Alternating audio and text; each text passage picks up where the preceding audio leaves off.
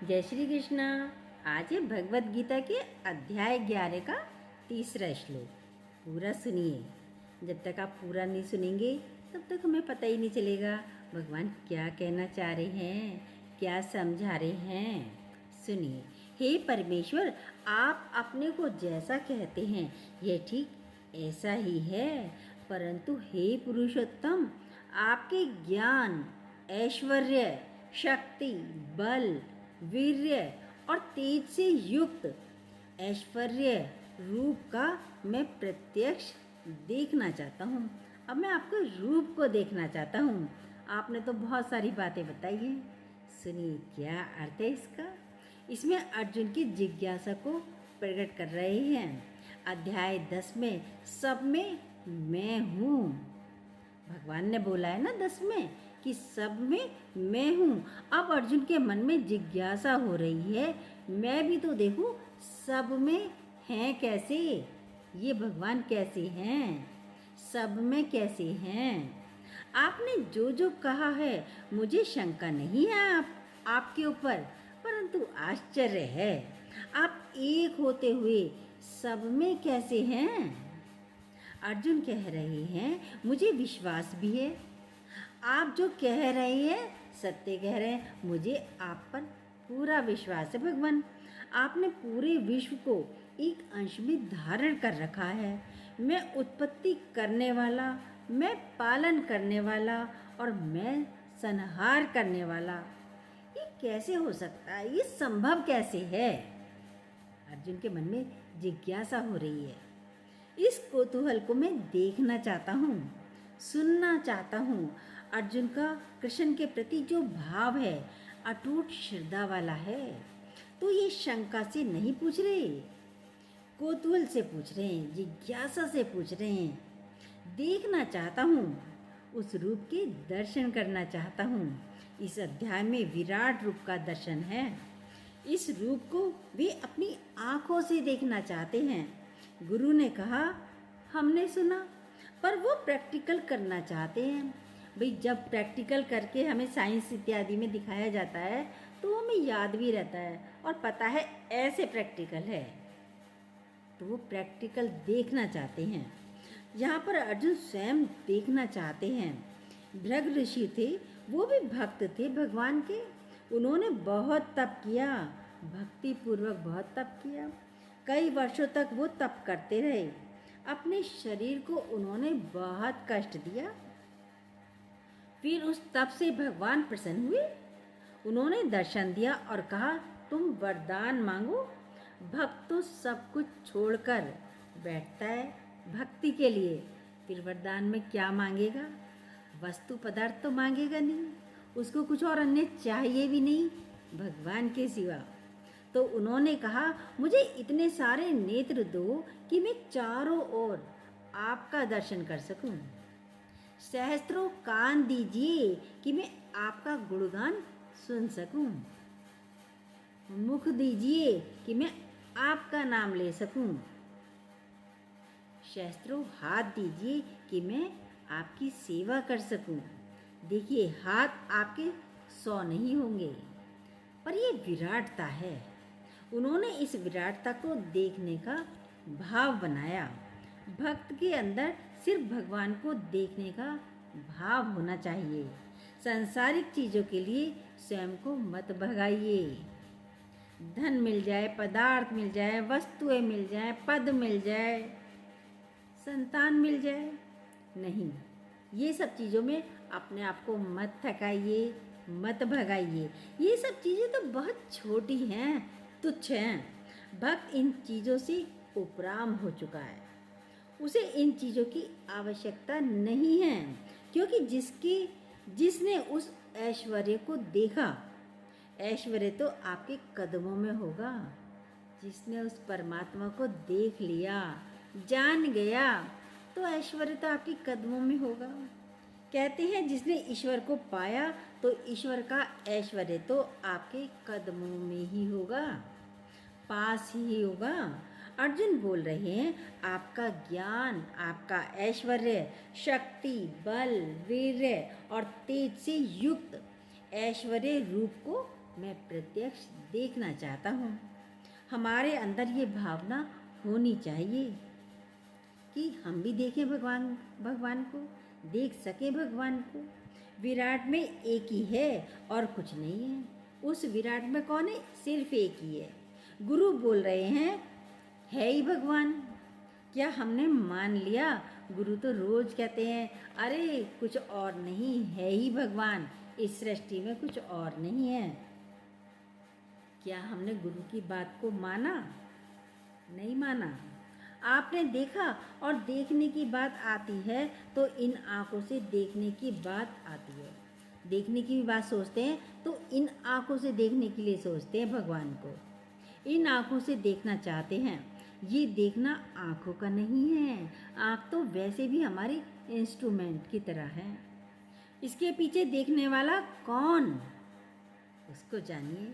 सुनने वाला कौन? कभी आपने इस बात पर गौर किया? आँखों की भी एक सीमा होती है। आप कितनी दूर तक देख सकते हो, एक सीमा है, एक लिमिट है। उसके बाद आप देख नहीं सकते।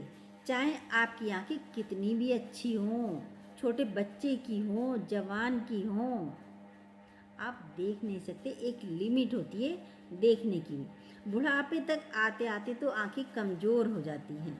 तो बहुत अच्छी की जो जिनकी बहुत अच्छी आँखें भी हैं उनके लिए भी एक लिमिट होती है देखने की, सीमा होती है। सीमा के पार तो जा नहीं सकता कोई भी। पर परमात्मा तो असीम है, विराट है। उसको कैसे देखेंगे? इन सीमित आँखों से। ये इंद्रियां जो हैं प्रकृति है, पिंडे सो ब्रह्मंडे। प्रकृति में रम रही है। ये संसार को ही देखने के लिए है। ये आंखें तो संसार को ही देखेंगी, कुछ और नहीं दिखेगा इन आंखों से। उस विराटता में हमारी स्थिति होनी चाहिए। कैसे देखें? कभी अंदर में ये उत्कंठा हुई हमारे में? ऐसा अपने अंदर हमें भाव लेकर आए, ऐसा भाव हम अपने अंदर लेकर के आए। बेटी को देखें बहुत दिन हो गए, बेटी को देखे हुए, बेटे को देखे बहुत दिन हो गए, पोते को देखे बहुत दिन हो गए। ये इच्छा तो होती है, लेकिन भगवान को देखे हुए कितने वर्ष हो गए, ये इच्छा भी नहीं जागृत होती। ये प्यास होनी है अर्जुन, ये प्यास होनी है। और ये प्यास किसकी है? अर्जुन की। किसकी प्यास थी हमें? पोते की, फ्रेंड की, बेटे की, इन सब की तो प्यास है। भगवान की प्यास है। ये प्यास सिर्फ अर्जुन को थी कि उसके अंदर ये जिज्ञासा जगी कि मैं उसको देखूं। सुन सुन के विभूतियों को सुनकर कि मैं हूँ, मैंने तो नहीं, पर मैंने तो नहीं देखा। भगवान तो हर विभूति में कह रहे हैं इसमें भी मैं, शेर में भी मैं, हाथी में भी मैं, सब में, जीवों में मैं, व्यक्तियों में मैं, पर मैंने तो नहीं देखा आपको। ये जिज्ञासा है अर्जुन की। हम तो शेर को शेर समझ रहे हैं, हाथी को हाथी समझ रहे हैं, पर क्या भगवान समझते हैं? नहीं समझते कि शेर में भी शक्ति किसकी? भगवान की। उसकी शक्ति को अनुभव किया है? नहीं। ये जो बोल रहे हैं शक्ति, ज्ञान, ऐश्वर्य, बल, आपने कभी परमात्मा का अनुभव किया? हमारे अंदर भी है, बल है, शक्ति है, सब कुछ है, पर किसका? परमात्मा का है। देखा कभी? नहीं देखा। पर इसकी जिज्ञासा भी नहीं होती है। पर वो क्या चाहते हैं कि मुझे भी ऐसा दर्शन दीजिए, प्रत्यक्ष दर्शन करना चाहता हूँ भगवान मैं आपका। प्रत्यक्ष देखने में हमारे अंदर इन आँखों से देखने की बात आती है। प्रत्यक्ष दर्शन तो करना चाहते हैं, पर क्या इन आँखों से देखना चाहते हैं। पर इन आँखों से हम परमात्मा को नहीं देख सकते। उसके लिए हमें भी उस एकत्व में आना पड़ेगा। ये संभव कैसे होगा? उस अटूट प्रेम के भाव में आ जाएं, उस अटूट प्रेम के भाव में आ जाएं। आज मजनू था, लैला के प्रेम में था। मजनू पूरा डूबा हुआ था। जब उस प्रेम में वो डूबा हुआ था। तो सुना है, कहावत है, भगवान ने कहा मैं आ रहा हूँ, तू इतना प्यार इसको करता है लैला को, चल मैं तेरे पास आ रहा हूँ।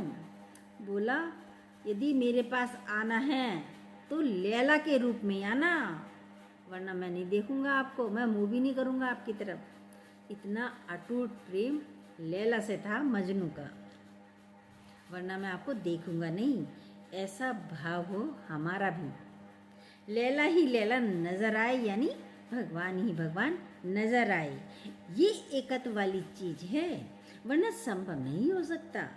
छोटी सी आंखों से हम देखना चाहते हैं, परमात्मा तो विराट भी है और गहरा भी है। सागर का विराट हमें नहीं दिखता, सागर का ओर छोर, समुंदर को देखो, उसका ओर छोर हमें नहीं दिखता। हाँ, आज के समय गहराई तो फिर भी मालूम कर ली गई है, नाप ली है। परमात्मा की गहराई नापी किसी ने नहीं। जैसे बहुत ऊंची जगह पर आपको खड़ा कर दिया जाए, कहीं नीचे देखो तो आपको घबराहट होने लगेगी, भाई मेरे बस की नहीं है देखना नीचे, इतनी ऊंची पहाड़ी से हम नीचे नहीं देख सकते, ऊपर से हमें गिरने का डर लगता है। परमात्मा गहरे से गहरा है और विराट से विराट है परमात्मा। उस तक पहुंचना, गहराई में कूदना पड़ेगा। यदि उस तक पहुंचना है तो आपको गहराई में कूदना पड़ेगा। हम भगवान को स्वयं होकर के नहीं जान सकते कि मैं भी रहूं और वो भी रहे। हम सोचे परमात्मा को जान ले, मैं भी हूँ और भगवान भी है, नहीं, ऐसे हम भगवान को नहीं जान सकते, नहीं देख सकते। एक को ब्रह्म द्वितीयानासी, एक की ही चर्चा हो रही है देखने के लिए, दो चाहिए, तीसरा न्यारा है, दो ही चाहिए। एक को ब्रह्म द्वितीयानासी, दो चाहिए, तीसरा नहीं चाहिए हमारे बीच में। दृष्टा दृश्य दर्शन, अर्जुन की आकांक्षा है देखने की, पर दृष्टा दर्शन दृश्य से मैं परे हूँ, देख नहीं सकता। इसके लिए क्या कर सकते हैं? गुम होकर देख नजारा। गुम होना बहुत ज़रूरी है। जब आप अपने को गुम करेंगे तब उसका नज़ारा नज़र आएगा। जब अपने को गुम करेंगे, भक्ति में क्या करते हैं, जब हम बैठ जाते हैं पूजा करने आंखें बंद करके ध्यान में, तो वो नज़र तब आता है। गुम हो गए ना भक्ति में, तब नज़र आता है जब मुझे अपने शरीर का, अपनी मैं का भी भाव ना रहे, तब वो परमात्मा नज़र आता है। ये बड़ी अटपटी चीज़ है। मैं नहीं रहूँगा तो मैं भगवान को कैसे देखूँगा? कहते ना, भाई गुम होके देख मुझे, और जब मैं ही नहीं रहा तो मैं आपको कैसे देखूँगा? यही है, सब बोल कर चले गए। इसी तरीके से देख सकते हो। शब्दों से सुनना चाहते हैं, शब्दों को पकड़ लेते हैं।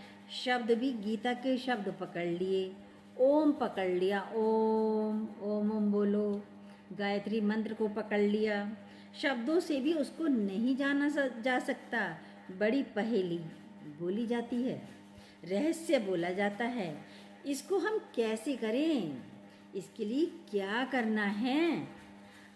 आप गवाइए ताशो पाइए, अपने को गवाइए तब उसको पाइए। फिर कैसी चतुराई, उसमें चतुराई नहीं चलती। जब तक स्वयं को नहीं गवाएंगे तो उससे मिलन नहीं हो सकता, उसको पा नहीं सकते। इसलिए बुद्ध से पूछा कि आपको बोध हुआ, आपने भगवान को क्या जाना? अंदर से भाव जगता है ना सबके कि भाई आपको तो बोध हो गया, आपने भगवान को कैसे जाना, कैसे प्राप्त किया, कैसे दिखते हैं भगवान, कि आखिर है क्या भगवान? तो क्या बोला उन्होंने? ईश्वर क्या है? बोला महाशून्य। शून्य हो जाना, मैं शून्य हो गया। गुरु नानक ने बोला शून्य समाधि, बिल्कुल शून्य समाधि में चले गए, जहाँ मेरे इर्द गिर्द कोई नहीं, किसी की आवाज़ नहीं। हमारा जैसे पैर सो जाता है तो हम बोलते हैं ना पैर सुन्न हो गया, तो उसमें आप पिन चुभइए, पत्थर मारिए, आपको एहसास भी नहीं होगा। पता ही नहीं चलेगा कि मेरे पैर पे पिन चुभोया है या पत्थर मारा है, कुछ भी आभास नहीं होता। यदि सुन समाधि में आ गए तो कौन सा शब्द लगेगा? देखिए अपने आप को, वहाँ जाना है। फिर कौन सा शब्द लगेगा, कौन सा व्यवहार लगेगा, कौन सा दुख लगेगा और कौन सी हलचल होगी, कौन सी परिस्थिति लगेगी आपको? नहीं लगेगी। यदि आपकी मौजूदगी है तो सारी पीड़ाएं आपको लगेंगी, दुख भी लगेगा, विचार भी आएंगे, हलचल भी होगी, सुख भी होगा, सब कुछ महसूस होएगा, परेशानी भी होगी, क्योंकि आप मौजूद हैं। जब अपने को गंवा दिया, आप है ही नहीं, गुम हो गए, तो कुछ नहीं लगेगा। जीव भाव में हैं तो सब कुछ लगेगा। हम सोचे हमें शब्द नहीं लगे, हमें व्यवहार नहीं लगे, हालतें नहीं लगे, परिस्थिति नहीं लगे। कब होते हैं सुन? सुन कब होते हैं? आप एक ही पोजीशन में बैठे रहिए, फिर आप उठिए काफ़ी देर बाद, तो क्या कहेंगे? मेरा पैर सुन हो गया, पैर सो गया। ये तो बाहर का है जो देखने को मिलता है।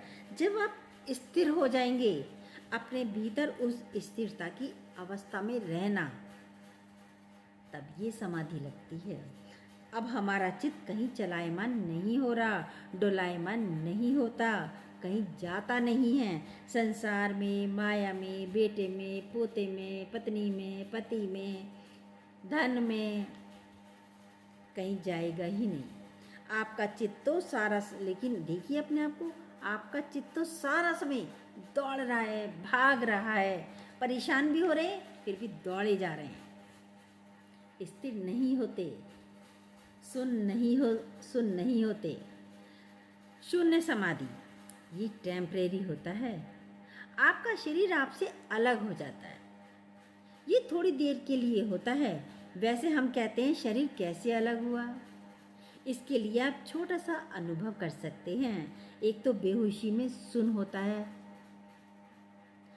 हमें पता ही नहीं चलता कि हमारा ऑपरेशन हो गया, किडनी निकल गई, किडनी दूसरी लग गई, क्या हुआ, ऑपरेशन होता है, सुन कर देते हैं, पता ही नहीं चलता।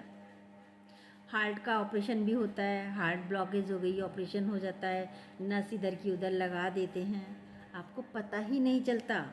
बेहोशी वाली चीज़ है। ज्ञानी अपनी जागृत अवस्था में शून्य अवस्था में आता है, वो जागते हुए शून्य अवस्था में आता है।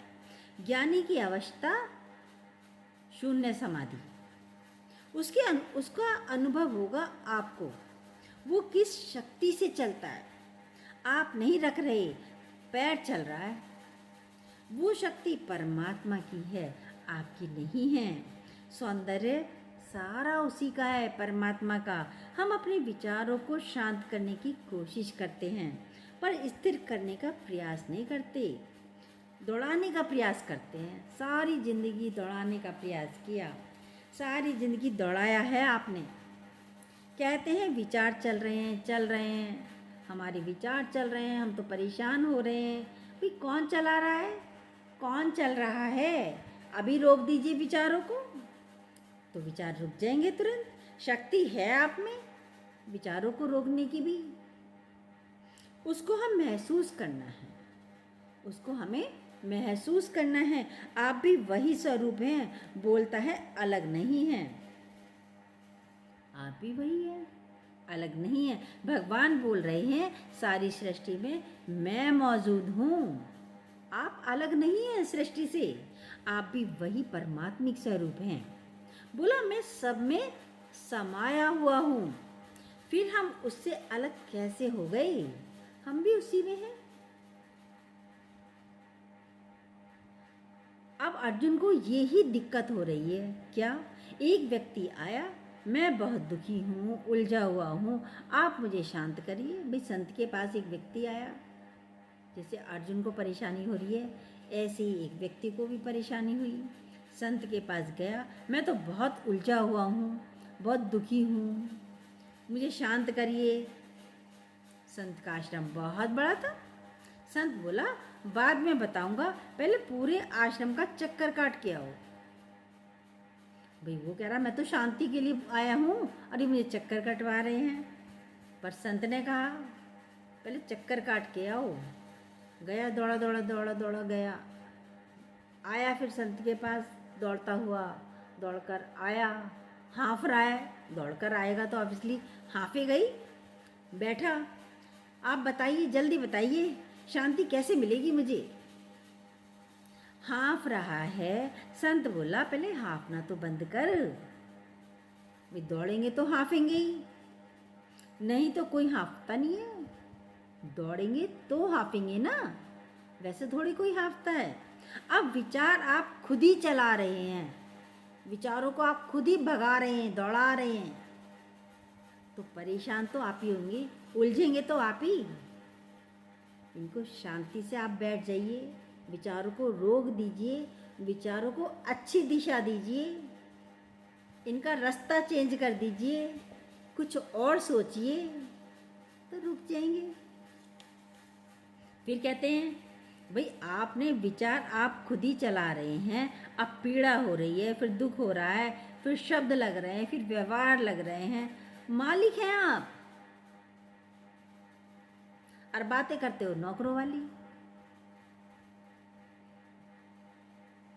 हम नहीं सोचना चाहेंगे तो नहीं सोचेंगे, मालिक हैं हम नहीं सोचना चाहते, हम नहीं विचार करते, हम तो शांत बैठ रहे हैं। शून्य समाधि। विचारों को पलट दीजिए, शांत हो जाएंगे। अंदर में कोई ना कोई इच्छाएं, आकांक्षाएं भीतर हैं जो हमें दौड़ाती हैं, पीड़ा देती हैं। विचारों को गति देने वाले हम खुद हैं, स्वयं हैं, कि हम इधर जाएं कि उधर जाएं। यही विचार, यहाँ जाऊं, वहाँ जाऊं, क्यों जाऊं, मैं नहीं जाता, मुझे ही जाना है। कितने विचार दौड़ाते रहते हो।